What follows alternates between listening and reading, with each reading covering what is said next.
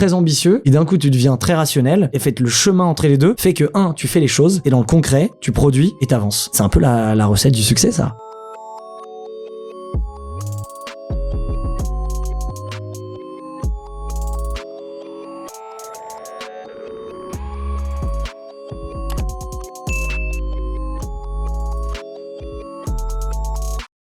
Bonjour à tous et bienvenue pour ce nouvel épisode de From Scratch. Après des débuts dans le textile, sa créativité entrepreneuriale l'a emmené sur bien des chemins pour finalement le ramener sur ses premiers amours. Aujourd'hui, il contribue à façonner la culture d'entreprise. J'ai le plaisir cette semaine de recevoir Olivier Ramel. Salut Olivier. Salut à toi, ça va ? Très bien, merci.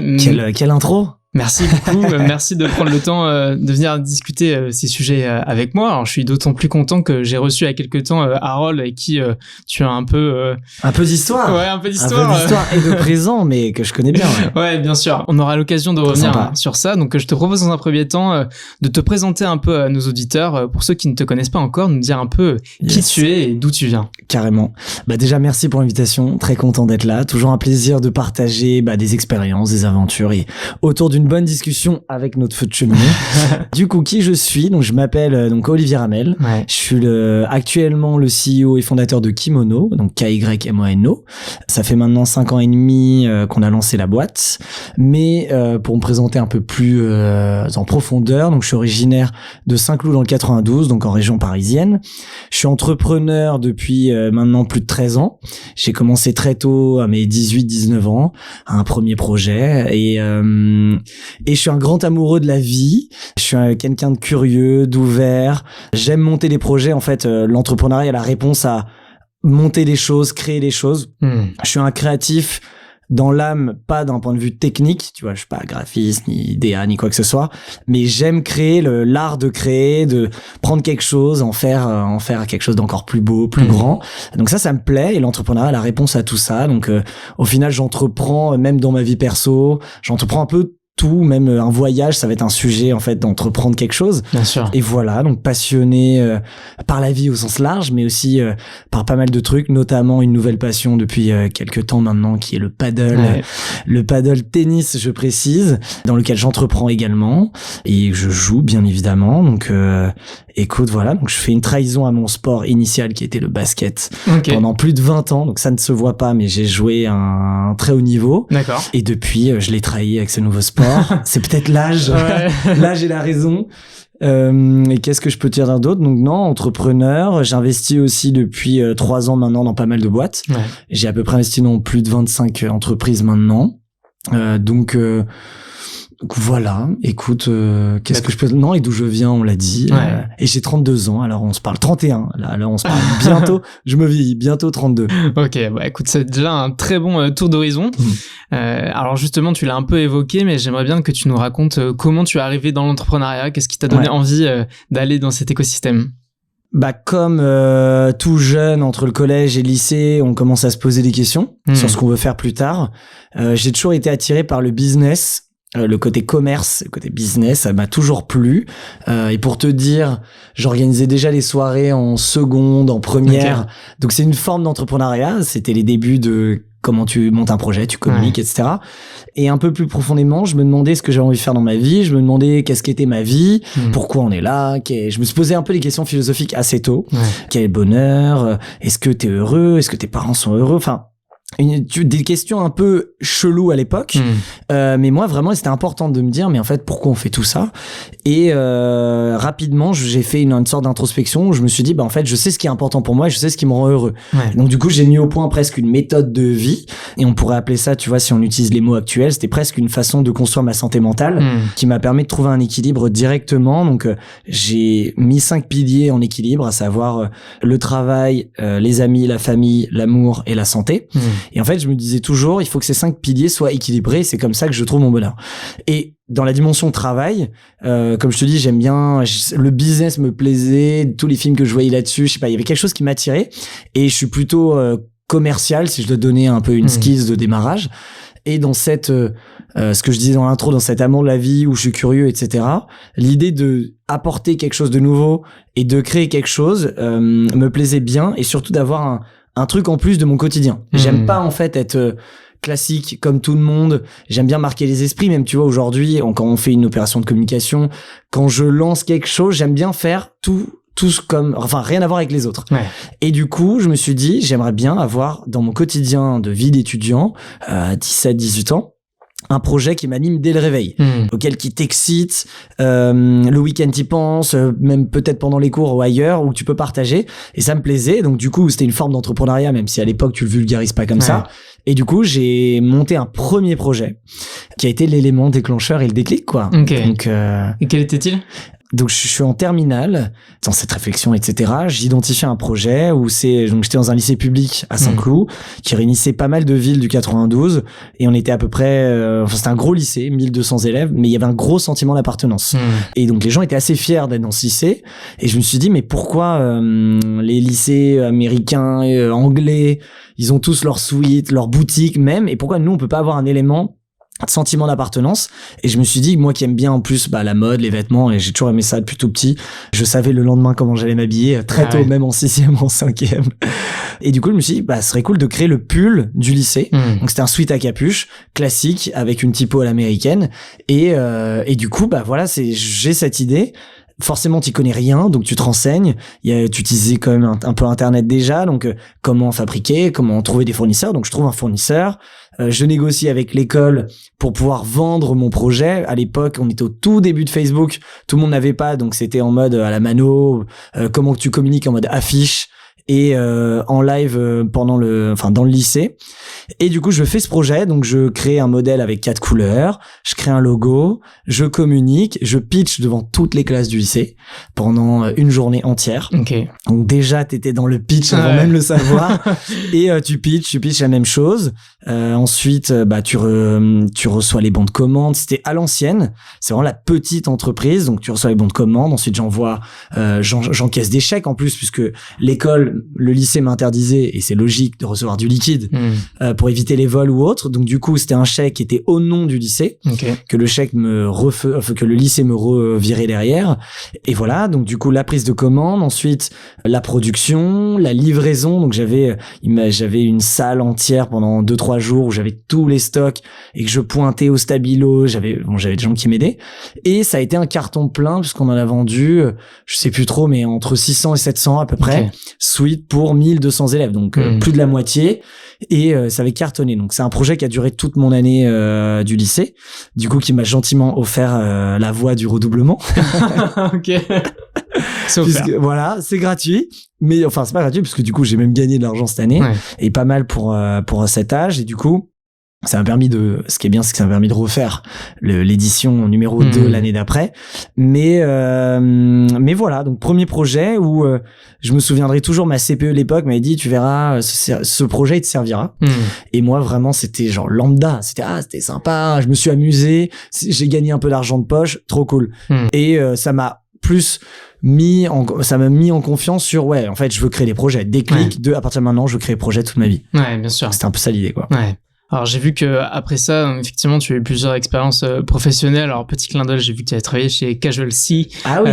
Que je connais plutôt bien parce que j'ai fait les arts et métiers et moi aussi j'étais en charge de faire le pull de promo. Incroyable. Donc t'étais ambassadeur.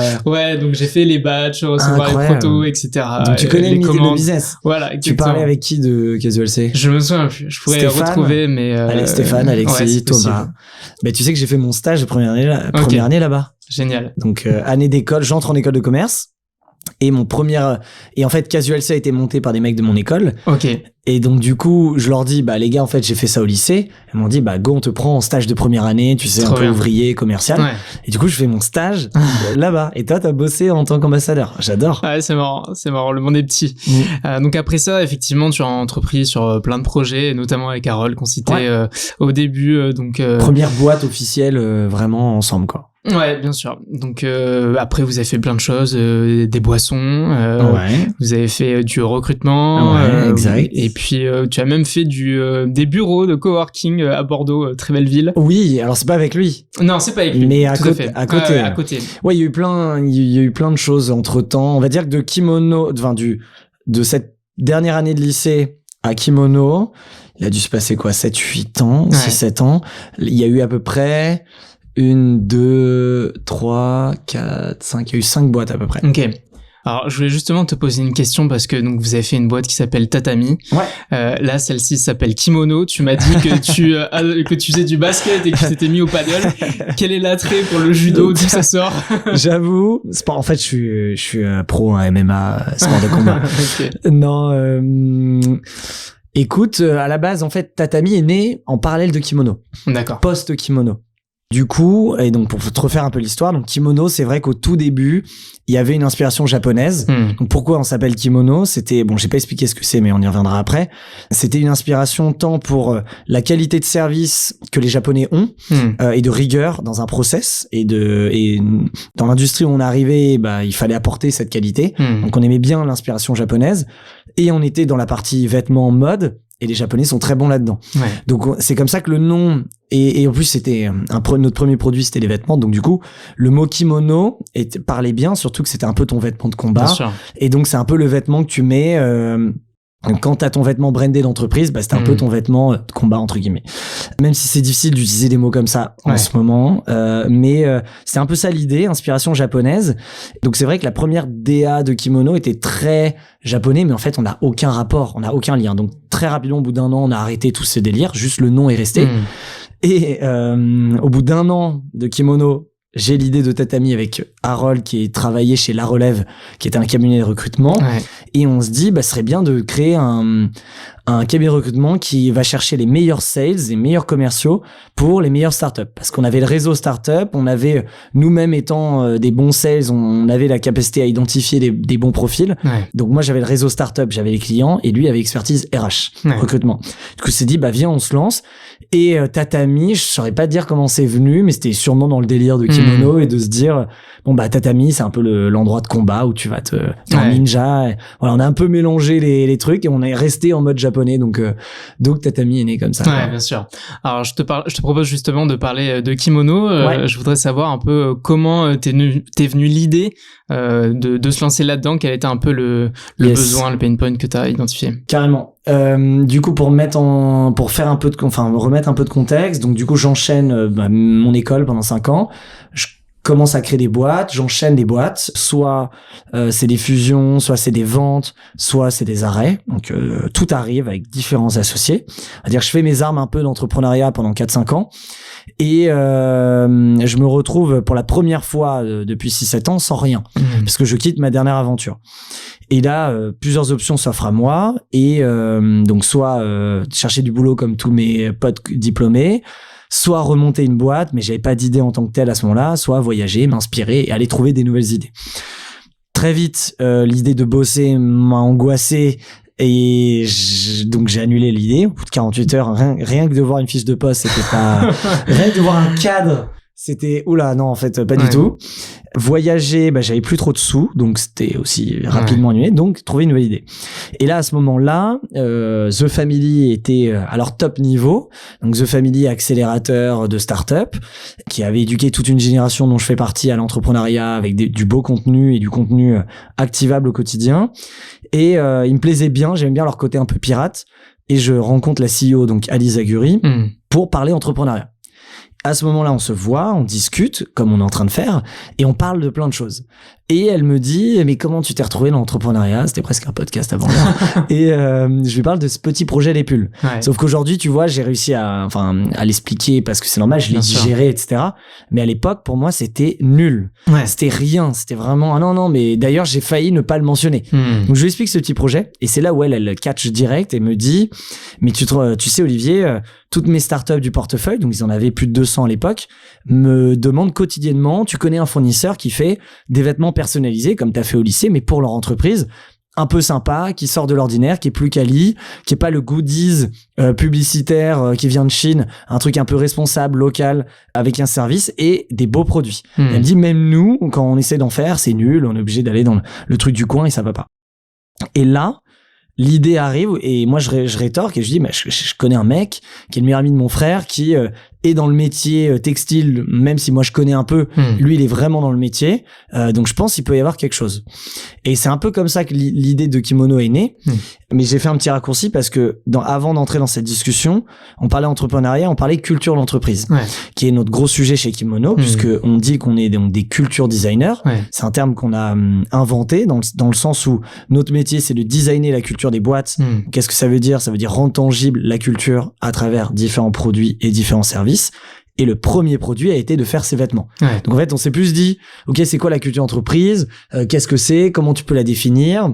C'est nous-mêmes prêter à l'exercice comment tu définis ta culture, c'est quoi? Et on en est venu aux vêtements. Et c'est là où en fait on a recoupé avec mon expérience et on s'est dit allez, on se lance. Donc en une semaine on s'est mis d'accord. Donc après on s'est lancé en mars 2017 et là Kimono est né sur notre premier un peu motto au-delà d'être culture designer, c'était Startup Outfit et c'est de dire voilà, on va faire tous les vêtements et les objets personnalisés pour les startups au début, avant d'attaquer toutes les entreprises.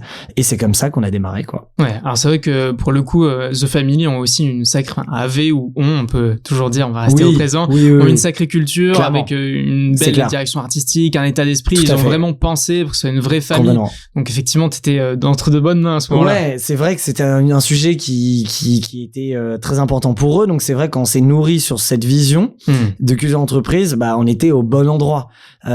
Après, ce qui est important, tu vois, c'est que moi j'ai eu tout de suite cette vision de me dire non mais en fait les vêtements c'est juste un produit de la brique Kimono, ça va être le début pour commencer.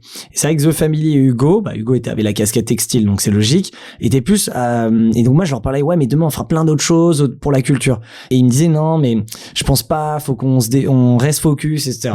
Mais j'ai eu la chance d'avoir des associés qui m'ont fait confiance et j'aurais dit non les gars on est culture designer, donc c'est vrai que pendant 1 an ou 2 quand tu vends que des vêtements, tu dis que t'es culture designer, t'as l'impression que c'est que du marketing. Or, c'était en fait un vrai... Tu vois, nous, on pense que la culture commence par le sentiment d'appartenance.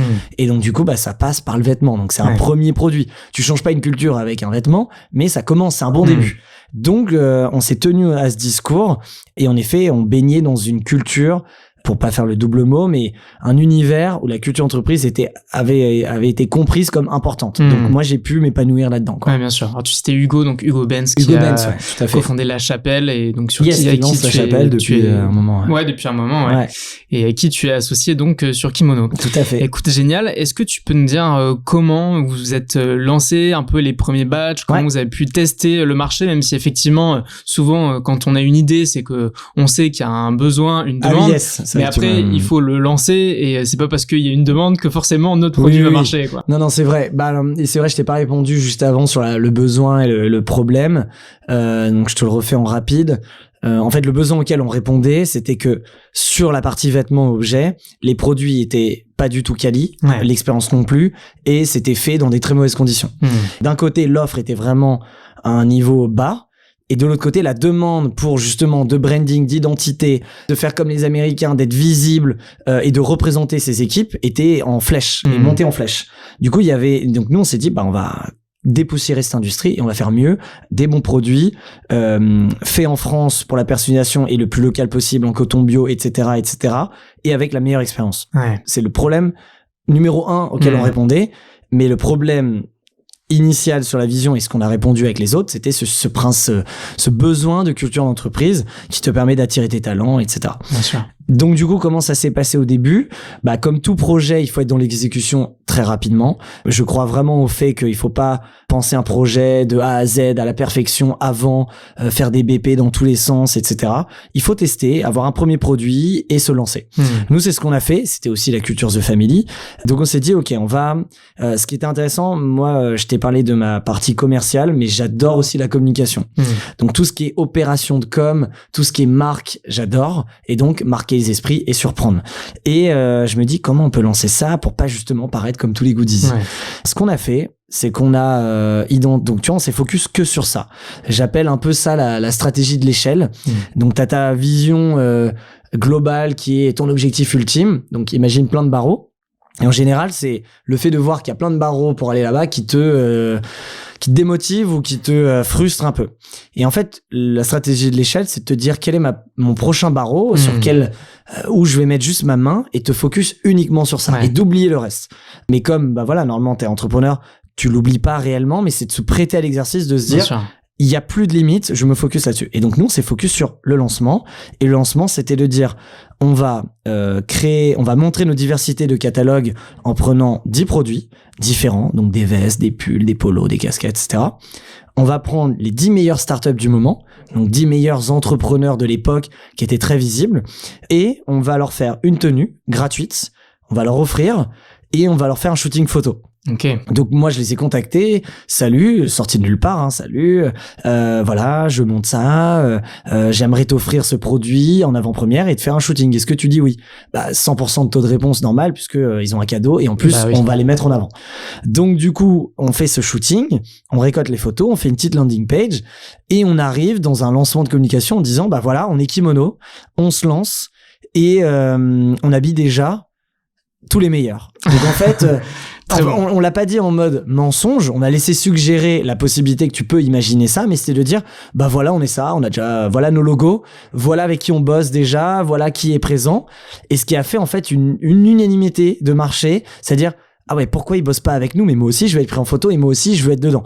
Il y a eu un effet de mode, tu vois, aujourd'hui, je sais pas comment les gens voient ce secteur ou le fait de brander son produit, mais on va dire que c'est un peu commun et c'est presque un peu le starter pack de démarrage. Et c'est un peu nous qui avons créé ça. À l'époque, c'était pas du tout le cas. Et donc, du coup, on a créé ce sentiment de, si les meilleurs sont stylés, je veux être stylé aussi, entre guillemets, et être visible. Bien sûr, ça a d'autres avantages que juste être stylé. Ça a plein d'impacts. Mais voilà. Et du coup, ça, c'est premier aspect communication.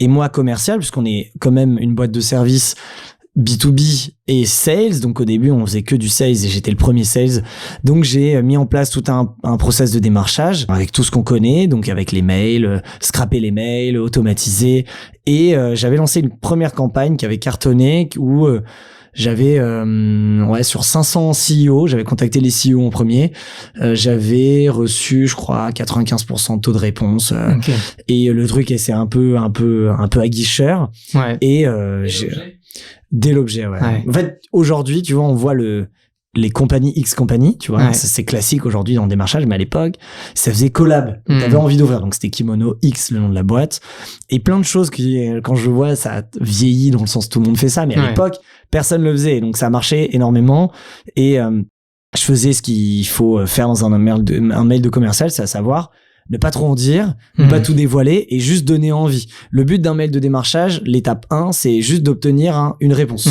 Qu'elle soit oui ou non, c'est d'engager. Et pas de dévoiler ta sauce et de tout dire, sinon ça ne nous intéresse pas. Donc bref, tout ça pour dire que la première semaine, je crois que j'ai reçu 300, 400 demandes de devis. Donc ça a lancé en fait tout de suite Kimono, et derrière j'ai commencé à recruter, on a été sous l'eau et en fait on était en croissance jusqu'à aujourd'hui, quoi. Donc les débuts ont commencé très fort. Tout ça, ce que je t'ai dit, ça a mis 2 mois de préparation. Donc pour tout préparer, l'OP, etc. Ouais, sacré travail. Mais effectivement, très très bonne stratégie de différenciation. C'est vrai que t'arrives en disant que t'as travaillé avec forcément les plus visibles. Bon, t'as pas dit que tu leur avais vendu quoi que ce soit. Voilà, mais... on le dit pas et on suggère que ça se trouve on en a fait 400 pour toute la boîte, mais là en l'occurrence on en a fait qu'un et ça a bien marché. Et c'est vrai qu'après on a eu une autre stratégie. Bon, je m'étale un peu, mais une autre stratégie que Airbnb avait fait. Tu sais pourquoi Airbnb a explosé d'un coup ou pas? Non. À une époque, c'était comme on le fait aujourd'hui, des amateurs qui mettent leurs photos. C'est pour le shooting photo. Exactement. Et en fait, ils ont payé des photographes pros pour dire chaque personne qui rentre chez nous, on leur envoie un photographe. Et du coup, ce qui va faire des belles photos, puisque ça marchait pas en fait avec les photos amateurs. Ils ont eu les photos pros, ça a explosé direct. Et nous, on s'est dit, on a fait ça pendant 1 an. Pas tout le monde, mais la majorité des clients. Quand tu venais chez nous, on t'offrait un shoot offert, un peu comme ce que fait Welcome to the Jungle aujourd'hui, de ton équipe.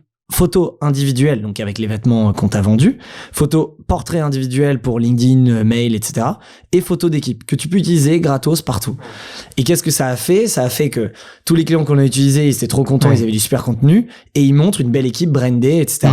Donc les autres voient une belle équipe brandée, moi aussi je veux, qui a fait ça à Kimono. Et voilà, on a fait plein de trucs comme ça. Ouais. D'acquisition qui, au final, coûtent pas très cher, mais le ROI est juste incroyable. Ouais. On y reviendra justement un peu après, probablement dans la partie croissance. Mais alors, ça, bien évidemment, c'est la version très polissée où tout se passe bien. Oui. Est-ce que tu peux justement nous raconter un peu les premières problématiques auxquelles vous êtes confrontés? Alors moi, j'ai oublié de le dire dans la présentation, mais je suis très optimiste et très positif. Okay. Donc, trouver des choses négatives, c'est très difficile pour moi parce que même une étape, une épreuve, un challenge, quelque chose, une bad news, j'arrive à m'auto à avoir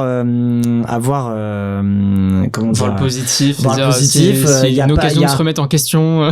Il y a toujours un mal pour un bien, etc. Donc il y a eu bien sûr plein d'épreuves. Tu parles surtout au début? Au début ou même après, mais non. En tout cas, dans un premier temps, au début. On viendra sur la croissance après. Ouais, écoute, le début, c'est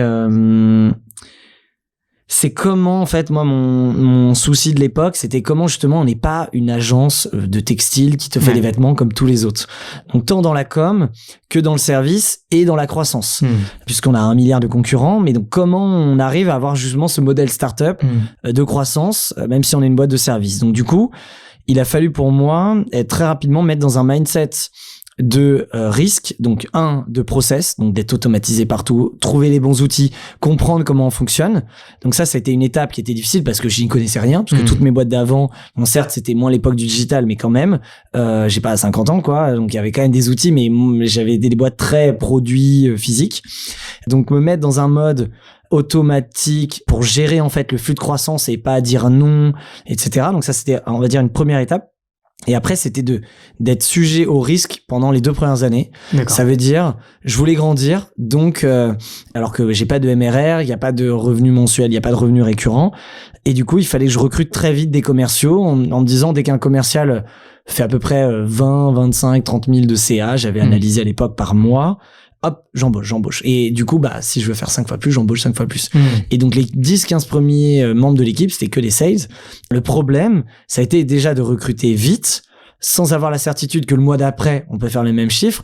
Et donc, d'être en équilibre sur un fil, en prenant un risque qui aurait pu tuer la boîte. Parce que je recrute beaucoup, j'ai des coûts, et donc, du coup, moi, je devais avoir l'air serein vis-à-vis des équipes. Vous inquiétez pas, ça va le faire. Si on fait 200 ce mois-ci, on va faire 300, il y a pas de problème. Donc de mettre en place des stratégies, d'être confiant là-dessus, de tester plein de choses, de faire de la com, mais ça aurait pu ne pas marcher. Et là, on va dire, c'était intense en termes horaires, de travail et autres, pour justement ne pas échouer. Et donc la bonne nouvelle, c'est qu'on a réussi, on a passé ces étapes, mais quand j'y repense, tu vois, je le referai plus jamais comme ça. Okay. C'est ce qui nous a... mais ce qui est terrible, c'est que c'est là où c'est problématique d'apprendre, parce qu'en fait tu perds ta naïveté. Certes, t'es meilleur dans plein de choses, mais je pense que parfois, pour aller plus vite, et ça nous a aidé à Kimono, j'ai pas eu une naïveté innocente de je ne sais pas, c'est je sais, mais je le fais parce que je prends le risque. Et ça m'a buildé une appétence au risque et une confiance au risque un peu plus forte qui du coup me fait continuer à prendre des risques. Mais je sais que là, on était en risque total. Il y avait pas de matelas de trésor, rien, nada. Donc il y a 1 mois où on fait pas l'objectif ou pas les chiffres. Je suis déjà dans les problèmes de payer les salaires. Et heureusement que pendant 1 an et demi, je te jure, c'est pas arrivé. Donc tu vois, je te l'ai tourné au positif, mais ce que je veux dire, c'est que c'était dur, intense, il fallait pas se louper, et du coup c'est aussi dans le risque, tu vois, quand t'es face au mur entre guillemets, que toutes les solutions elles arrivent. C'est pour ça que je te dis, il faut se lancer dès le début, parce qu'en fait quand t'es dans, tu vois, on dit toujours, je sais pas, il y a une citation connue aussi, tu sais, on dit qu'un entrepreneur, tu sautes sans l'avion et tu le construis dans la chute. Je sais pas si ça te parle. Il y a une citation qui dit qu'il faut se jeter dans le vide et tu construiras un parachute sur le chemin, quoi. Okay. Mais tu sautes pas quand t'as le parachute qui est prêt. Mais voilà, donc c'était des problèmes de croissance, d'anticipation là-dessus. Mais ce qui est vrai, et pour le coup c'est assez sincère, on n'a pas subi, en tout cas chez Kimono, honnêtement, et donc peut-être il y a un sujet après, on en parlera, mais j'ai pas eu trop de problèmes, trop de galères, parce qu'en fait, j'étais en anticipation permanente. On était en mode agile, et donc en effet, il y avait des challenges permanents, mais ok, on s'adapte, et construire une culture forte. J'étais mon premier client, m'a aidé en fait à faire passer tout ça fluide avec les équipes, et qu'en fait, on était dans le même bateau pour passer tous les challenges et les mauvaises nouvelles opérationnelles ou de marché quotidienne qui a fait qu'en fait, on a passé les étapes, tenté, chopé le bon, chopé les signaux faibles positifs et derrière, on a attaqué, quoi. Ouais. Et quels sont un peu justement les mécanismes que vous avez mis en place pour vous assurer d'avoir cette activité croissante, constante? C'est une bonne question. Déjà, donc là, c'est un mindset très startup. Ouais.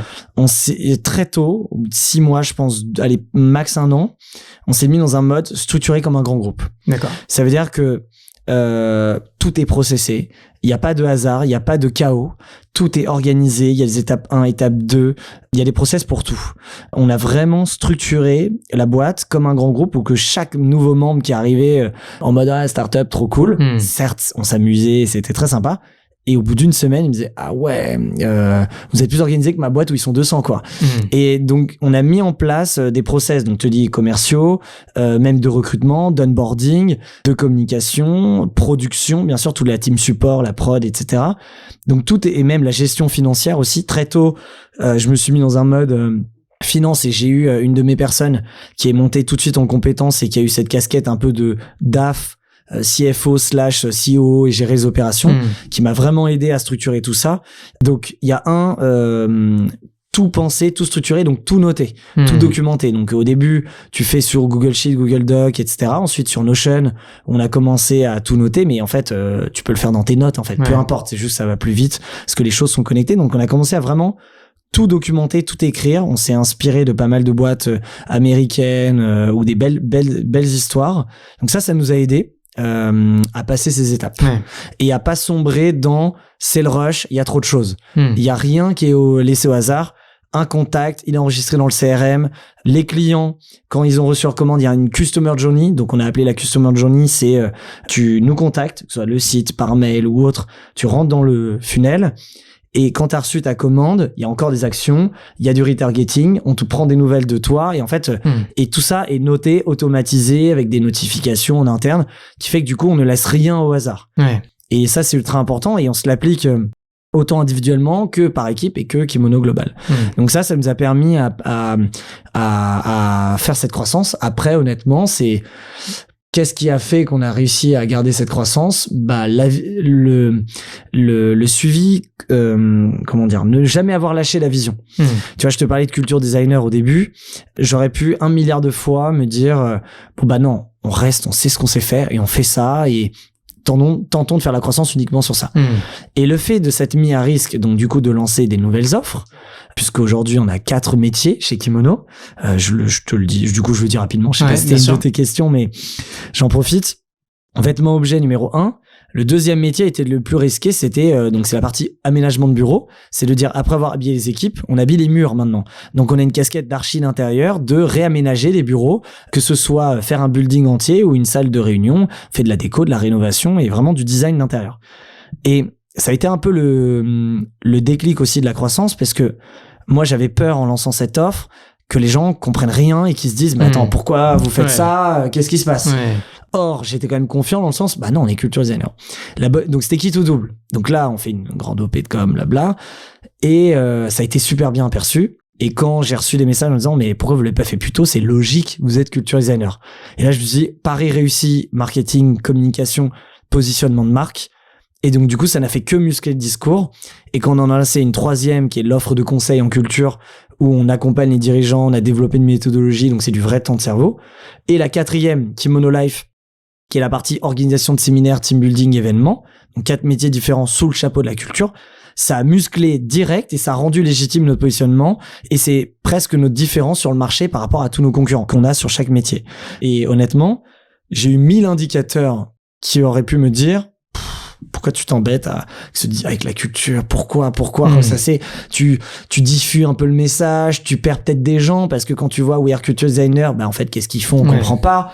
Tu perds peut-être une lecture, mais même des investisseurs m'ont dit mais non, faut pas de focus.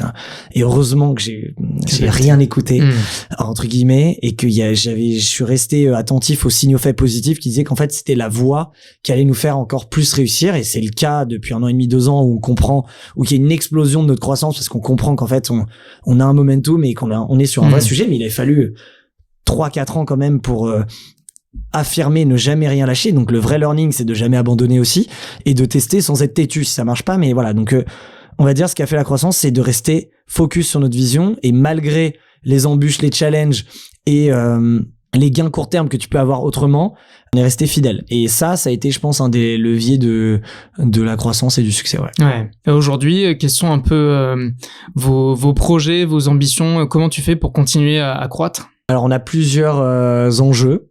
Comment on continue à croître? Donc, premier, en lançant des nouvelles verticales.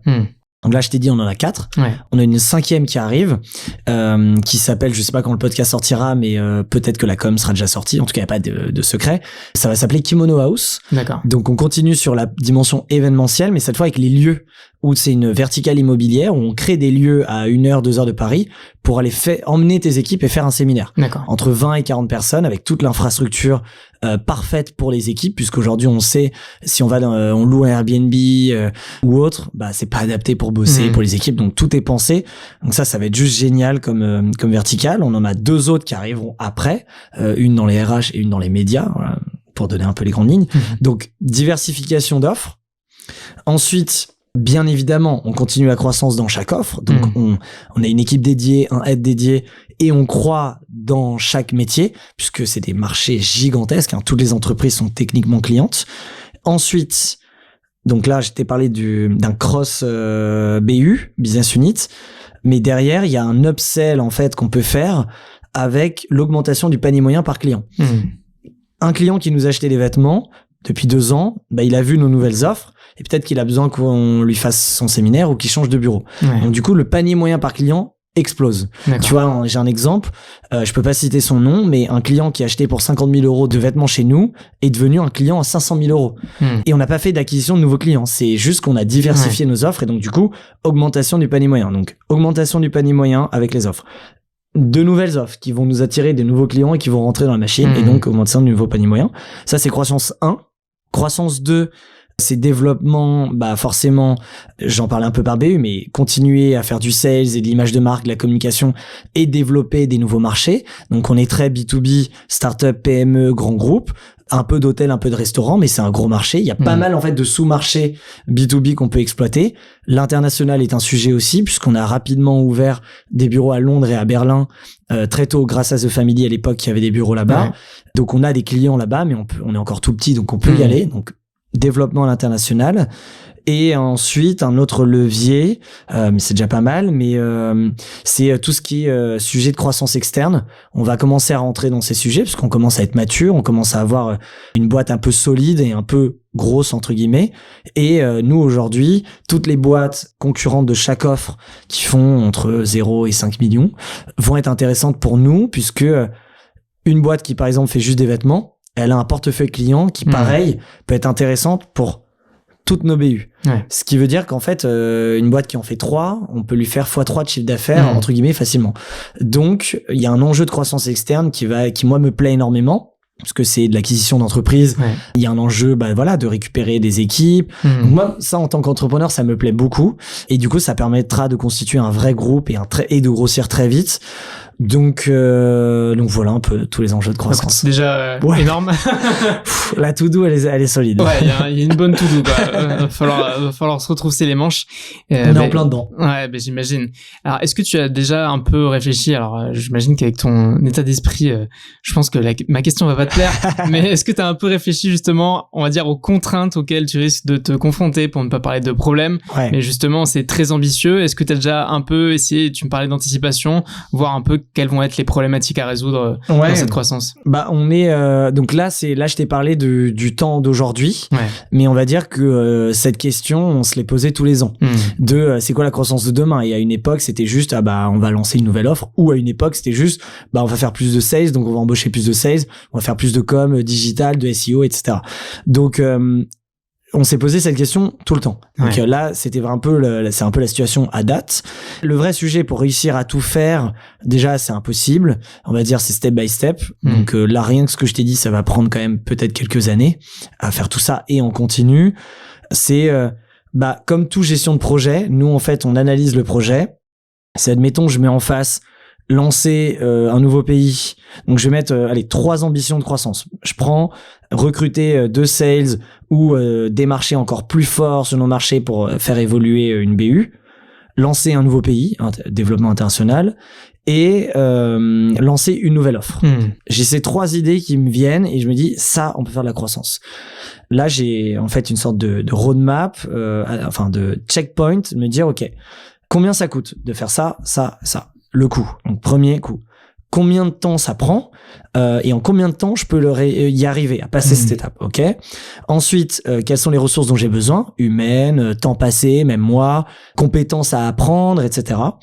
Et en faisant le filtre de tout ça, et il y en a d'autres, tout de suite ça me permet de mettre mon ordre de priorité, et c'est comme ça qu'il y a des verticales. Tu vois, la verticale Kimono House, ça fait 4 ans que je l'ai en tête, ça fait 4 ans que je sais que c'est un projet de croissance, mais il a été postpone parce qu'il y a eu d'autres sujets prioritaires. Donc le but, tu te crées un peu ta priorité. Donc ça, tu vois, si tu me poses la question tous les 6 mois, je saurais te dire tous les 6 mois où j'en suis et c'est quoi la suite pour les 6 prochains mois par rapport à cette échelle de priorisation. Donc du coup, par rapport à tout ce que je t'ai dit, je sais mon focus 6 prochains mois. Donc je priorise. Stratégie de l'échelle, toujours. Donc je me mets mon premier barreau, c'est ça là-dedans. Ok, premier barreau, ça, focus là-dessus. Et dès que le premier barreau est fini, 2e, 3e, 4e, et là t'avances. Et du coup, c'est comme ça que quand tu fais la rétrospective et tu prends un peu de recul, tu dis, ah, j'ai fait tout ça, c'est ouf. Mais à l'inverse, quand on est dedans, on a toujours 1 milliard de projets ambitieux pour la croissance, mais on y va projet après projet. Et si ça prend plus de temps, c'est pas grave, on oublie cette frustration, puisqu'au final, tu vois, moi j'ai plein d'idées en tête, plein de projets pour aller plus vite, etc. Mais en fait, c'est mon tempo. En fait, personne t'oblige, on n'a pas d'enjeu. Nous, en tout cas pour nous, derrière, il y a personne qui nous attend comme ça. Allez vite, si c'est pas fait, vous êtes out, quoi. Donc du coup, c'est ce que j'explique alors à nos équipes, c'est que il y a notre ambition, mais c'est nous qui donnons le tempo. Et donc, le tempo doit être respecté avec notre équilibre de vie, notre équilibre mental, physique et avec la situation de la boîte. Et donc, on y va étape par étape. Ce qui fait que du coup, tu deviens d'un coup, en fait, t'es très ambitieux et d'un coup, tu deviens très rationnel. Et le chemin entre les deux fait que, tu fais les choses, t'es dans le concret, tu produis et t'avances. Et c'est un peu la recette du succès, ça. Ouais, c'est clair. Enfin, de réussir, tu vois, je viens de le formaliser, mais c'est comme ça qu'on fonctionne de manière un peu plus deep, et ce qui fait que du coup, tu fais les choses. Et pour moi, quand je dis succès, c'est faire, être dans l'action, et d'aller un peu plus haut. Peu importe le rythme, ça c'est ton tempo en fonction de tes capacités, tes ressources. Ouais, bah écoute, génial, merci beaucoup de ce partage. C'est marrant parce que ton esprit vraiment convertit tout en positif, parce qu'à la base c'était quelles vont être les problématiques de demain, et toi tu m'as répondu comment je vais faire pour les affronter. Ah oui, j'avais c'est très bien. C'est vrai, c'est donc je suis matrixé. Bah ouais, mais écoute, tu vois, tu viens me voir au bureau et tu me parles d'un problème, en 2 secondes, le problème est oublié, on est déjà sur une solution et autres. Bien sûr. Soit c'est parce que j'ai eu tellement de problèmes. En fait, tu vois, j'essaie de réfléchir à pourquoi du comment, mais je pense que dans l'entrepreneuriat, en vérité, c'est très dur. C'est tellement dur, remise en question. T'as des journées parfois catastrophiques, tu te dis, mais ça me saoule, t'as envie de tout balader. Parfois, t'as ces journées incroyables. Et donc, il y a cet équilibre, et je pense que c'est tellement dur que avoir un état d'esprit comme ça, donc je me force pas, c'est naturel, mais je pense que inconsciemment, c'est ce qui me fait tenir la dynamique, l'ambition, et qui fait que du coup tout ça devient agréable et plaisant. Parce que si t'as pas ça et que tu vois que les problèmes et les galères du quotidien, mais tu fuis. Complètement. Et donc c'est pour ça que l'entrepreneuriat est pas fait pour tout le monde et que c'est pas clairement un long fleuve tranquille. Donc je pense que quand t'es face à, et voilà, ça fait 12-13 ans maintenant que j'entreprends, je pense que naturellement, quand t'es face à plein de problèmes, je me suis presque créé un bouclier naturel, me dire, ah non, problème, je connais pas, c'est quoi la solution? Hop, on passe à autre chose. Sinon, tu meurs, quoi. Alors tout à l'heure, tu me parlais de la croissance à risque que vous avez connue et que justement, si tu devais recommencer, tu ne le ferais pas. Alors justement, j'ai une question parfaite dans mon podcast qui va permettre de répondre à ces problématiques. Si tu pouvais recommencer Kimono from scratch, qu'est-ce que tu ferais? Alors déjà, je ne changerais rien. Je te parlais plus pour une autre boîte parce que C'est un peu comme si tu me posais la question de qu'est-ce que tu aurais dit à un Olivier à 12 ans et qu'est-ce que t'aurais changé. Heureusement, bien sûr qu'il y a plein de trucs que tu aurais pu mieux faire, que t'as loupé, que tu t'es planté, mais je dirais rien parce que ça a permis d'être là où on est, où je suis aujourd'hui et Kimono. Mais bon, du coup, pour jouer le jeu et quand même répondre à la question, donc ma réponse instinctive, c'est de dire, bah non, franchement rien. Mais si, en réalité, je suis au début, j'ai vu tout ce qui allait se passer et j'ai appris, j'ai la compétence de 6 ans derrière, qu'est-ce que je changerais, c'est ça, ou comment je le ferais différemment? Ouais, tu ferais différemment, ouais, c'est ça. Si tu pouvais le recommencer, tu vois, c'est dur comme question. Les raccourcis que tu prendrais, demain, pour X raison, t'es obligé de fermer Kimono, mais tu veux le recréer. Oui, voilà, c'est ça. Ouais. Franchement, c'est dur comme question, parce que cette folie du début, cette inconscience, insouciance, nous a permis à passer des steps. Donc si je les enlève, est-ce que on réussirait? Non, je pense un truc. Moi, je suis pas tech, je suis pas digital, etc. Je pense que j'irai tout de suite dans une dimension digitale et tech dans l'expérience client. D'accord. À savoir, nous, pendant très longtemps, ça a été juste un formulaire de contact et on gère tout après, devis, téléphone. Et je pense qu'il y a plein de choses qu'on peut, même si il y a du service, je pense qu'il y a plein de choses qu'on aurait pu automatiser dans le service client. Et je pense que le focus serait de rendre rapidement l'expérience presque 100% online. Sur les vêtements et les objets, ça peut être 100% e-commerce, comme tu peux faire sur Vistaprint, tu customises et tu payes en ligne. Sur les autres, c'est un peu plus compliqué, mais je serai tout de suite dans une dimension digitale, tant expérience client que stratégie commerciale digitale, donc acquisition digitale, SEO, SEA, on n'en a jamais fait, zéro. Donc nous, notre seul inbound, c'est la notoriété, l'image de marque, le démarchage. Donc d'avoir un côté beaucoup plus tech, plus digital, day one. Ce qui, je pense, ferait parce qu'en fait, on est là-dedans maintenant depuis 2-3 ans, mais c'est vrai que je pense, c'est ce qui, quand t'as ce socle dès le début, c'est ce qui à un moment fait que la croissance va plus vite. Parce que du coup, après, quand t'es trop, t'es non digitalisé, non tech, c'est les ressources humaines, et du coup, les ressources humaines ont un coût, et donc du coup, t'as une charge trop importante. Et ce que je referais aussi, ce qui est un peu le mot d'ordre aujourd'hui, nous on l'est depuis Day One, mais on va dire on l'est depuis 2020, on est vraiment focus là-dessus, avant le Covid, heureusement. C'est focus renta et gestion financière au centime près. On va dire pendant 1 an et demi, j'étais en mode startup, même si on n'a jamais levé de fonds. Enfin, on a levé des fonds au bout de 2 ans, qui nous a permis de financer une année de croissance. Mais dès le début, on était en mode, moi je t'ai dit, à risque, roue libre sur, bon, on verra, pas de trésor, mais je suis sûr que ça va rentrer le mois prochain. Là, j'aurais une vision peut-être un peu plus sereine pour mettre la boîte tout de suite dans des conditions très rentables. C'était pas trop le mot d'ordre de l'époque, donc c'est aussi une autre époque aujourd'hui où maintenant mais ce qui devrait être la base en fait, mais on y revient, donc c'est plutôt positif. Très rentable, croissance maîtrisée, créer un matelas, parce qu'en fait tu te rends compte quand, tu vois, nous on va faire 15 millions cette année de CA, tu te rends compte il y a une stade de boîte que les banques aiment bien, et du coup si tu es dans les bonnes conditions, tu peux emprunter pas mal d'argent pour te financer.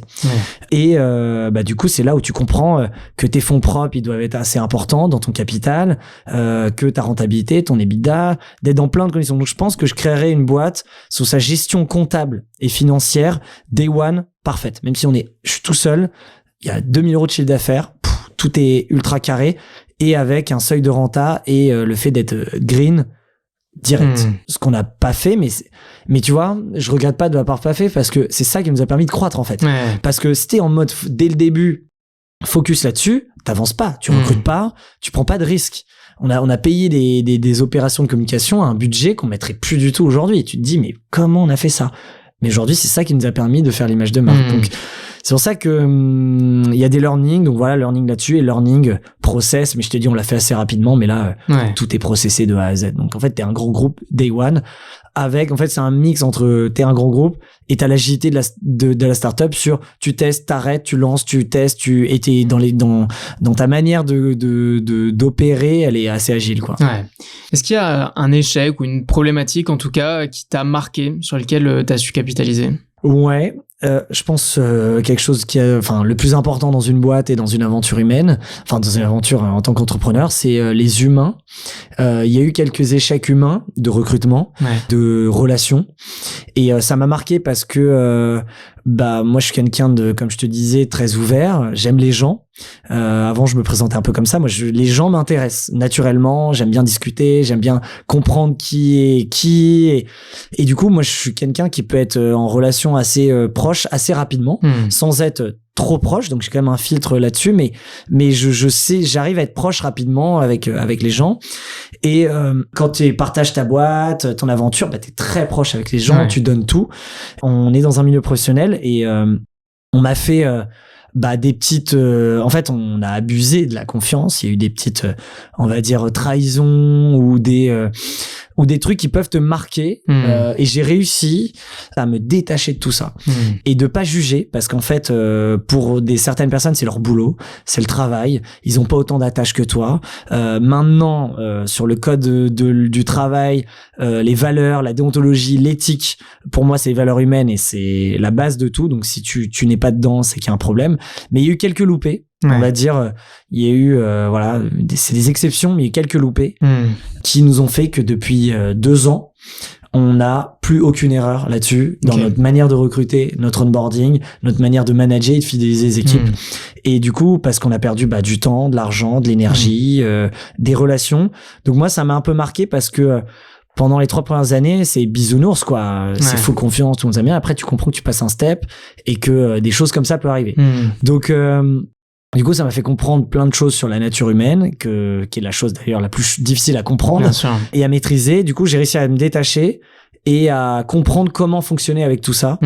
Ce qui fait que du coup, on fait beaucoup moins d'erreurs et l'humain reste le nerf de la guerre d'une boîte pour qu'elle marche, et en tout cas pour qu'elle réussisse. Je dis toujours team is key en anglais, que l'équipe est clé. Donc le gros learning, c'est l'humain où j'ai tellement appris.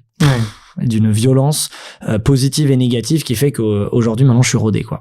Qu'est-ce que tu as identifié qui te permet justement de plus rater tes recrutements? Le culture fit, on y vient. C'est avant tout un match, tu vois, on parle de compétences. En fait on recrute souvent pour les compétences et si oui il a l'air sympa, il y a une relation humaine, mais le vrai sujet maintenant qu'on a fait, donc là je prône ma paroisse parce que on est des culture designers. Je dis à tout le monde que la culture est importante, mais chez nous, elle est aussi très importante. Bien sûr.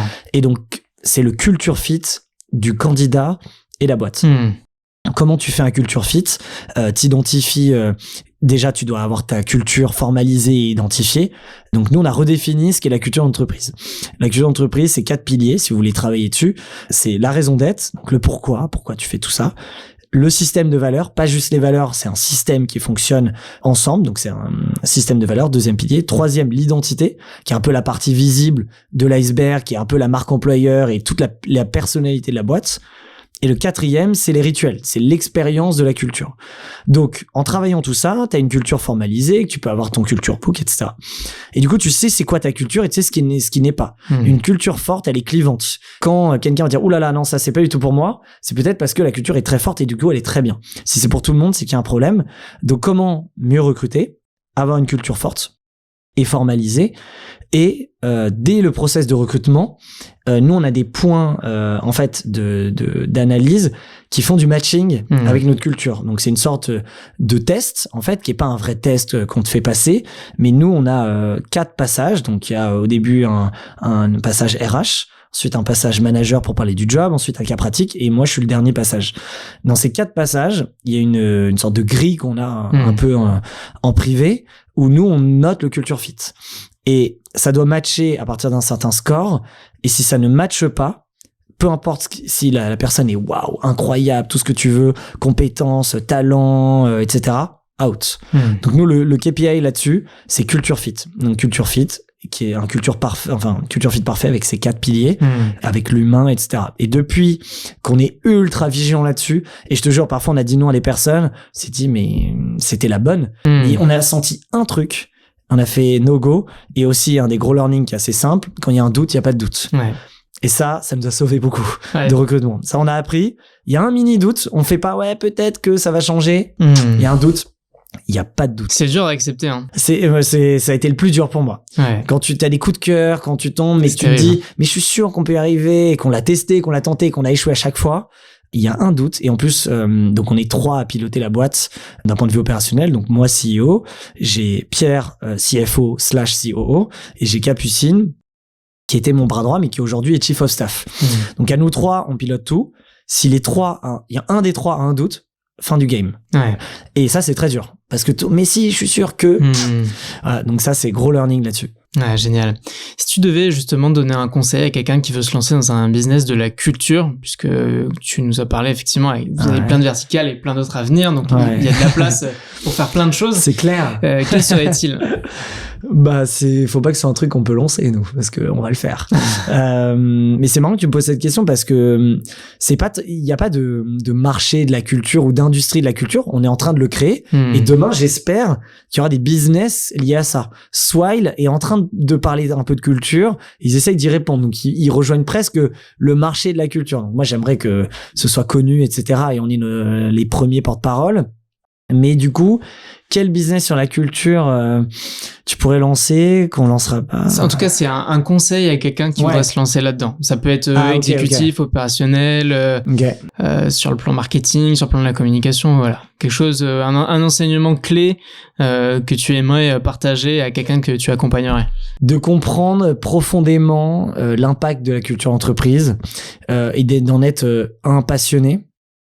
Parce que c'est pas toujours très fun, même si à la fin il y a un vrai impact sur les équipes, sur les hommes.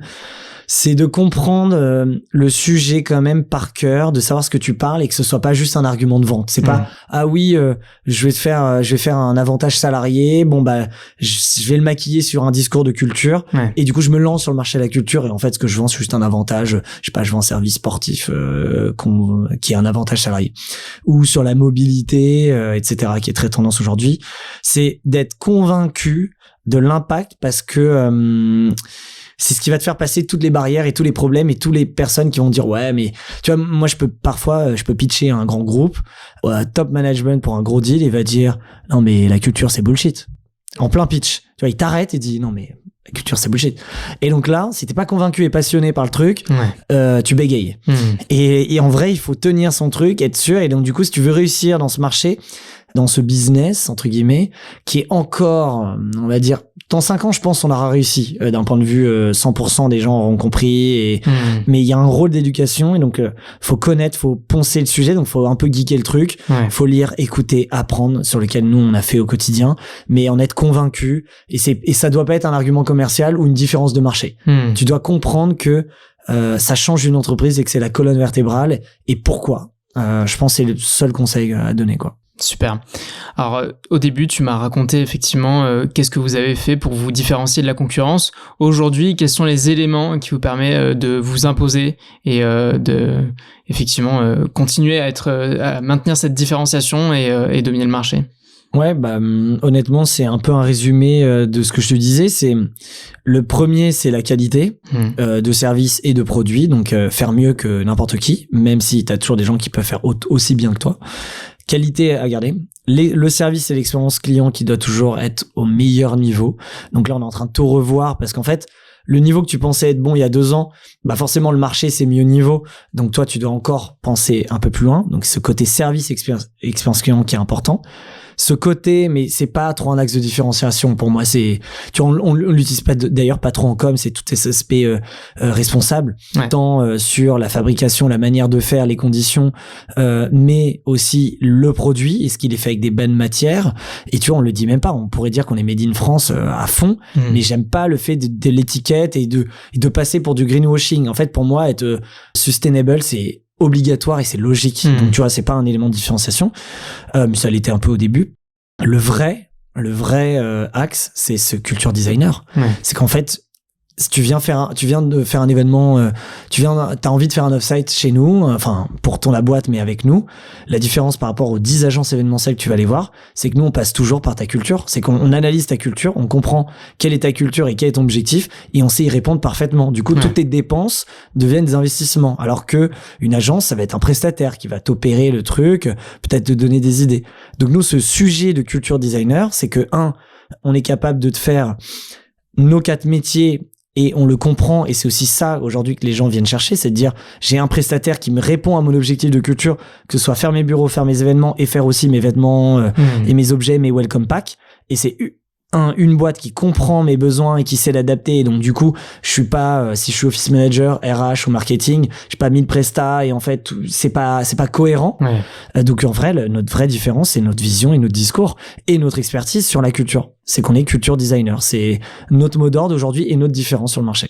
Et toi à titre individuel, qu'est-ce que tu fais qui te permet de te distinguer des autres dirigeants et dans ma manière de diriger, tu dis de rester soi-même. En fait, tu lis tellement de choses sur des méthodes, des manières de faire, et c'est vrai que je me suis inspiré forcément de choses qu'on voit, mais tu vois, je pense quelqu'un qui se lance aujourd'hui, qui voit tous ces podcasts, tous ces interviews, il y a limite trop de contenu, tu sais pas donner de la tête, et limite tout le monde te dit la méthode parfaite pour faire.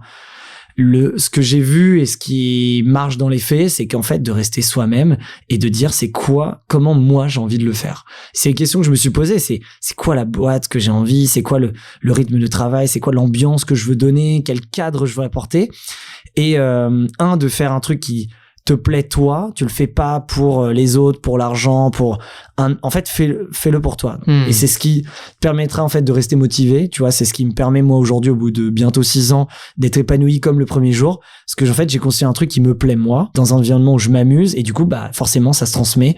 Donc non, le conseil pour être différent, c'est de rester soi-même et de faire des choses qui sont fidèles à toi, quoi. Moi, tu vois, quand je regarde ma manière de diriger, ma manière de gérer les choses, certes, tu fais des choses que forcément peut-être d'autres dirigeants font, mais c'est de faire comment moi j'estime être la meilleure des choses.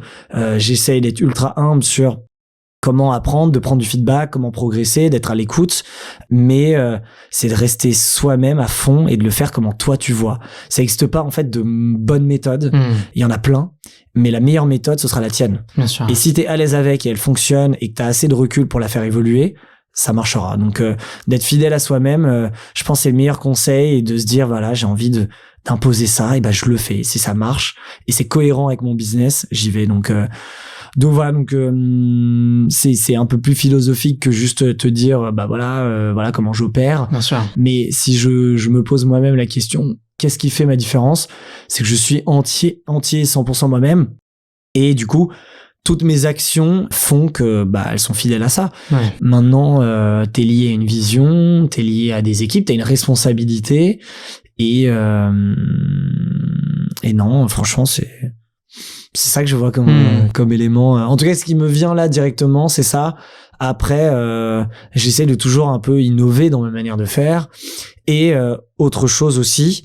Ouais, non, en fait, la vraie réponse, la réponse plus que je dis souvent et que je crois, c'est que moi, en tout cas, mon KPI de succès et de dirigeant, c'est que mes équipes s'éclatent, s'épanouissent personnellement et professionnellement, et que leur passage chez Kimono soit un élément qui change leur vie, en tout cas qui leur permet de profiter de la vie. En fait, ma vision des choses que j'ai de la vie, qui est de profiter en permanence, d'avoir mon équilibre de piliers, de le transmettre à mes équipes et qu'ils vivent ça, qu'ils s'amusent, qu'ils soient contents d'être là et qu'ils apprennent, qu'ils s'enrichissent, qu'ils rencontrent plein de choses, moi, dans ma tête, j'ai réussi. Mon pari de diriger une équipe et de les avoir embarqués avec moi. Donc ça, j'avoue, c'est la différence, et beaucoup de gens l'oublient, clairement. Tu parlais d'inspiration. Effectivement, aujourd'hui, il y a beaucoup de podcasts, il y a beaucoup de ressources, ce qui est aussi génial, une force, et c'est nécessaire de s'inspirer. Tu vois, quand tu me parlais tout à l'heure de tes campagnes de communication qui sont différenciantes, moi, j'aime beaucoup Apple, et je peux pas m'empêcher de penser aux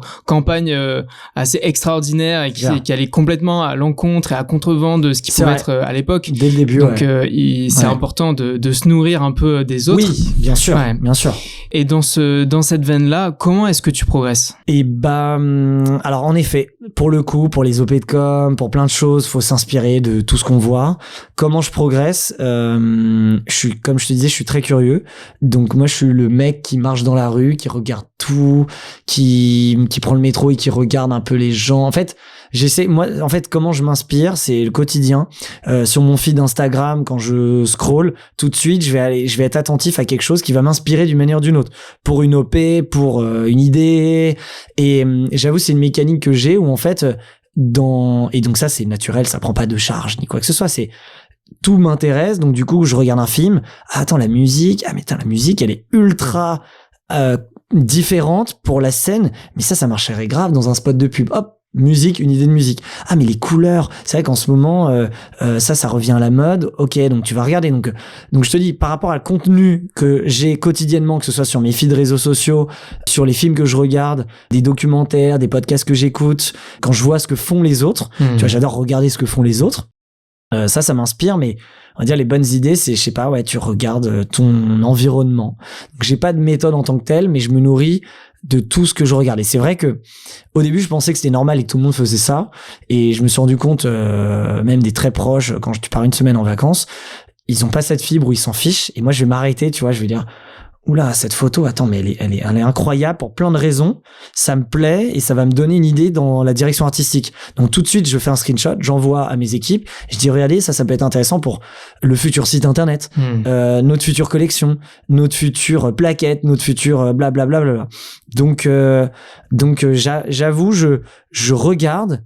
Et c'est pour ça que je suis très observateur quand j'entre dans un lieu, quand j'entre, tu vois, là on est arrivé ici, j'ai tout regardé parce que en fait, tout de suite ça donne des inspi, c'est inconsciente et parfois consciente, parfois c'est évident, ah mais oui ça, ou parfois c'est juste rentrer dans le cerveau et en fait le chat GPT naturel va faire le boulot quoi.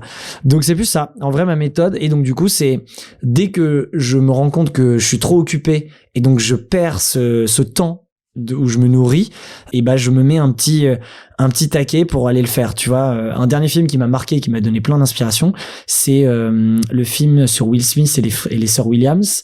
Comment il s'appelle? Tu l'as vu ou pas? Non. Je te le conseille vivement. Énormément de conseils d'entrepreneurs. Donc c'est un film. Comment il s'appelle? Je sais plus. Bon, ceux qui l'ont vu savent. Ouais. Mais c'est les sœurs Williams. Okay. Je rechercherai, je mettrai le lien voilà, dans la Will description. Smith et sœurs Williams. Il est sorti cette année. Film de dingue. Et donc moi je l'ai pas regardé en mode film, enfin en tout cas je voulais le regarder en mode film, et tu chopes des learnings de partout.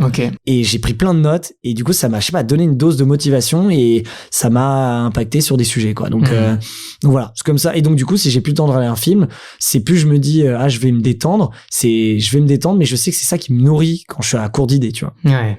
Génial, écoute, c'est super intéressant. Merci beaucoup de nous partager ça. Avec plaisir. Est-ce que il y a un conseil que tu as reçu dans ta vie qui a un peu, entre guillemets, tout changé, ta façon de percevoir les choses, de travailler, quelque chose qui t'a profondément marqué?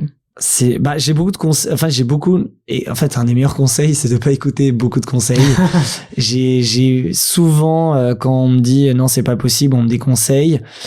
Bien sûr je suis pas bête, mais j'essaye d'aller m'auto-prouver ça. Parfois je me suis trompé, mais dans pas mal de cas ça a prouvé le contraire.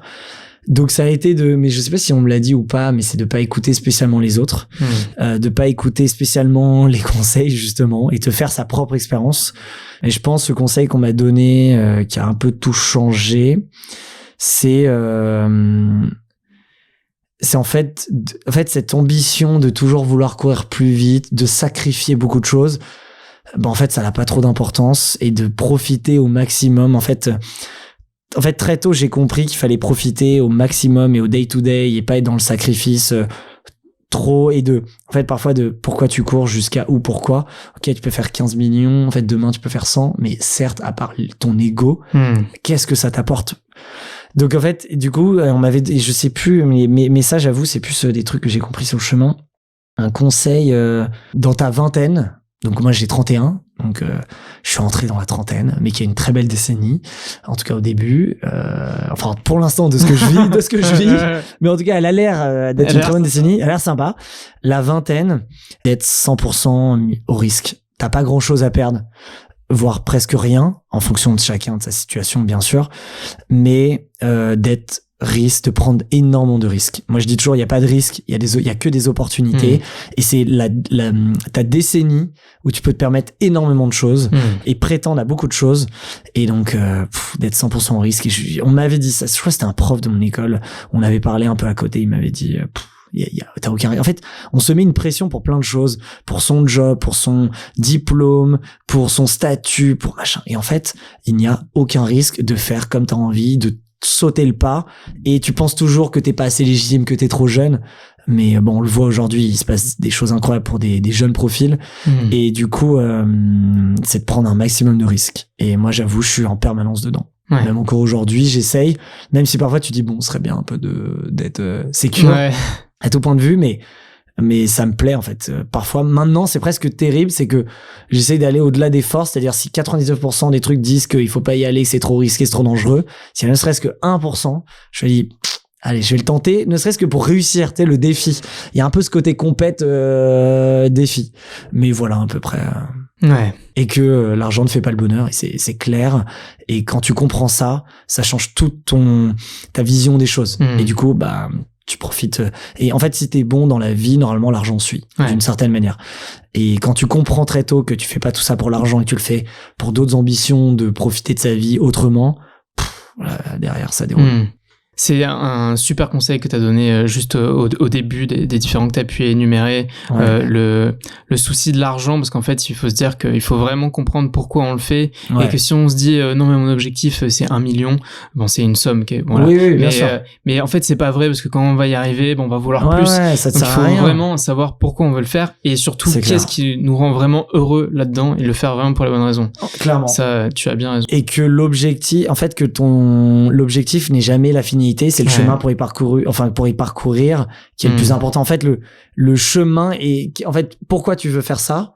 Mais en fait, ce que tu vas te rendre compte, c'est que c'est tout le chemin qui va être plaisant, parce que quand tu auras réalisé ça, tu t'en fiches, en fait. Mais c'est le chemin d'y arriver qui est excitant et qui te plaît. Donc, le chemin vaut beaucoup plus, enfin, le voyage vaut beaucoup plus que la destination finale.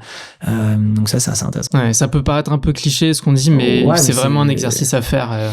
En fait, c'est clairement cliché. Mais pour le coup, c'est vrai. Et j'en suis le principal témoin qui œuvre tous les jours pour ça et qui le prouve, quoi. Ouais.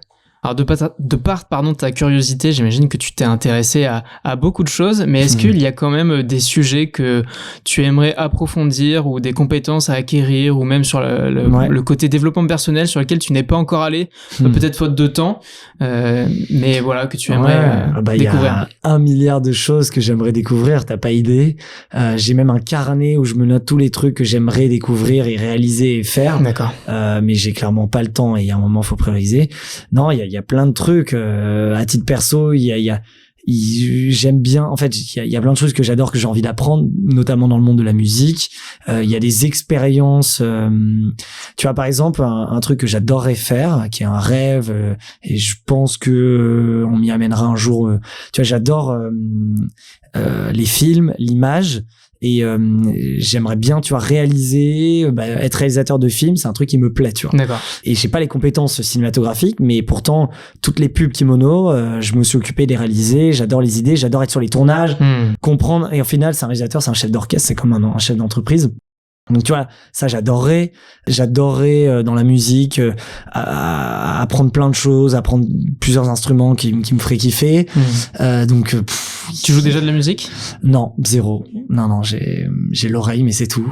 C'est déjà bien. Mais ouais, j'ai la bibliothèque et l'oreille, mais j'adorerais. Donc je te dis, il y a plein de sujets. Après, d'un point de vue plus pro et business, les industries ou les compétences que j'ai envie d'acquérir, c'est un peu mon sujet du moment avec Kimono House, c'est la partie immobilière. J'ai un peu toujours mis de côté, je suis pas expert là-dedans, mais c'est un truc qui me plaît énormément et j'ai envie de tout connaître là-dessus. Je suis en train de commencer à apprendre là-dessus. Donc immobilier, ça me plaît bien. Tout ce qui est le monde de l'art contemporain, j'adore, mais voilà, je suis pas dedans. Le design d'intérieur, j'y suis un peu avec l'office design, un peu. En fait, j'arrive à retrouver un peu dans mes business certains points, même avec le sport aujourd'hui, avec le paddle, où tu vois, j'adorerais un jour faire une année sabbatique et faire une année de joueur en compétition, peut-être pas pro, mais ça c'est un des rêves. Les moyens, quoi. Si j'en ai moyens, parce que c'est clair que ça coûte cher, mais tu peux raconter une belle histoire avec une marque. Enfin, j'ai plein d'idées, mais il faut que ce soit aussi cohérent, parce qu'avec Kimono aujourd'hui je peux pas. Donc voilà, donc j'ai plein d'idées, tout ça, tu vois, tout ça est là. mais il y a plein d'autres trucs à faire avant, donc on verra. Ouais, mais écoute, c'est ça qui est top, hein. C'est ce qui donnera peut-être lieu à un nouvel épisode dans 5 ans, rétrospective. Mais franchement grave, donc écoute, on plante des graines petit à petit. Ouais, mais écoute, c'est essentiel. Si tu pouvais rencontrer n'importe qui, un entrepreneur, une entrepreneuse, mais pas que, quelqu'un qui t'inspire, ta carte blanche, tu as le moyen de la contacter, de passer 1 heure avec lui ou avec elle. Même si, qu'est-ce que ce serait? Même si cette personne n'existe plus? Non. Ok. Dommage. 1 heure? Ouais, bon, 1 heure. Oui, on se comprend. C'est pour l'exercice. Une personne entrepreneur, du coup. Pas forcément. Quelqu'un qui t'inspire. Alors, entrepreneur, pourquoi pas, mais quelqu'un que tu t'es dit, cette personne-là, j'aimerais bien la rencontrer pour discuter de sujets qui te tiennent à cœur. Ouais. Bah, j'en ai plein, mais c'est toujours le moment où on te demande la personne, tu te trouves plus. J'aimerais bien rencontrer, alors l'un ou l'autre, puis si j'avais 1 heure, soit Jay-Z, soit Dr. Dre. Ok. Parce que c'est des entrepreneurs machines de guerre, qui ont créé des empires au-delà de leur talent dans la musique. Mais je passe, hein. Tu connais, il dit souvent, je crois que c'est Jay-Z qui dit ça, qui dit I'm a businessman. Et donc, tu vois, il y a une virgule. C'est lui-même est un business et il a compris. Et en fait, les mecs sont des machines de guerre. Entre un des deux, déjà, j'aime bien leur musique, leur histoire, j'adore. Et, j'ai pas regardé s'il y avait beaucoup de podcasts, d'interviews, mais j'ai l'impression qu'il y en a pas 10 000. Et, parce que voilà, là, tu me dis le top du top. Et j'aime bien la culture hip-hop. Ok. Et j'aime bien tout ce qu'elle a insufflé justement dans le monde du business, dans le monde de la mode, dans le monde de l'art, dans plein de choses. C'est des choses qui me parlent. Et je pense discuter avec ces gens-là doit être passionnant parce que les mecs gèrent des business et c'est pas des débiles mentaux. C'est des mecs très intelligents qui construisent des empires avec des stratégies de fous et qui contrôlent, qui sont puissants, et ça me plairait d'écouter un peu de les rencontrer, donc l'un ou l'autre. J'avoue, je sais pas choisir. Ok. Et dans l'écosystème français, est-ce qu'il y aurait quelqu'un? Écosystème français, c'est pas un piège, hein. Non, je sais. Non, mais parce que il y en a où en fait je sais que ça va être accessible, ça va le faire et je vais les rencontrer, donc j'essaie de trouver quelque chose vraiment rêve, tu vois. Il y a des personnes où je sais je suis à un contact, il suffit d'une intro et c'est réglé, donc du coup je cherche une personne. Honnêtement, c'est pas quelqu'un dans l'écosystème, mais c'est quelqu'un qui a une vision business, sans faire de politique ici. Mais le président actuel, donc Emmanuel Macron, qui a un enjeu business qui est très tourné en start-up entrepreneur, ça me plairait de passer 1 heure avec lui pour parler justement un sujet important et qu'on parle pas assez dans les entreprises françaises, de culture d'entreprise et comment un État peut se positionner et pousser ça, parce que in fine, tu vois, la culture d'entreprise a un impact direct sur les gens et en fait touche au bien-être. Quelqu'un d'aligné, impliqué dans sa boîte, qui est passionné, où tout est cohérent, c'est clair, avec le sens, la vision, la raison d'être, tout ça, in fine, tu touches à son bien-être personnel directement. Donc tu fais en sorte que les personnes, in fine, on le dit jamais, hein, c'est très indirect, mais au final ça l'est, au bonheur. Et du coup j'aimerais bien parler avec un dirigeant d'État, quelqu'un haut placé, c'est quoi leur vision des choses et comment, quand on voit la crise sociétale, parce que nous on est dans notre bel écosystème de start-up, mais dans le vrai monde des entreprises plus classiques, comment on peut amener ça, changer ça, et que la culture réponde peut-être à des enjeux plus larges de société. Donc j'avoue, ça me plairait bien. Parler un peu business et stratégie avec Macron, ça, j'aimerais bien. Bah écoute, la magie d'Internet fera que peut-être on arrivera à créer cette connexion. J'espère. Dernière question de cet échange. Est-ce que tu aurais un entrepreneur ou une entrepreneuse à me recommander pour un futur épisode? Carrément. Est-ce que Louis Marty, ça te parle? Non. C'est le fondateur de Merci Andy. Qui sont des gels pour les mains. Ils ont créé plein de cosmétiques. C'est aujourd'hui une marque de cosmétiques très sympa. Ils ont complètement cassé les codes dans leur industrie. Ils sont très connus. Super startup, super CEO, super entrepreneur qui a une vision justement très consumer, très produit, une très belle vision de la vie et des choses, et très bon dans ce qu'il fait. Donc je pense que tu pourrais l'inviter. C'est aussi mon partenaire de paddle. D'accord. Donc je pourrais lui glisser. Bah écoute, ouais, si tu peux faire une introduction avec grand plaisir. Alors je t'ai dit non. Et en fait, quand tu m'as dit le nom de la boîte, j'ai regardé, je suis tombé sur son profil LinkedIn juste avant que tu viennes, tu vois, c'est marrant. Bah ouais, donc, on est assez liés, totalement. On est assez liés et franchement, super entrepreneur. qui aussi aiment aussi à venir dans des podcasts, etc. Donc, avec plaisir, ouais. Bah écoute, génial. Olivier, merci beaucoup. C'était vraiment super. Tu nous as livré plein de choses. J'espère que ceux qui nous auront écoutés en auront retenu tout autant que moi. Merci à vous qui avez regardé cet épisode jusqu'au bout. Si vous êtes encore là, c'est que nécessairement ça vous a plu. Donc n'hésitez pas à partager cet épisode et puis bien évidemment à vous abonner sur votre plateforme préférée. Et je vous dis à très vite pour un nouvel épisode. Salut!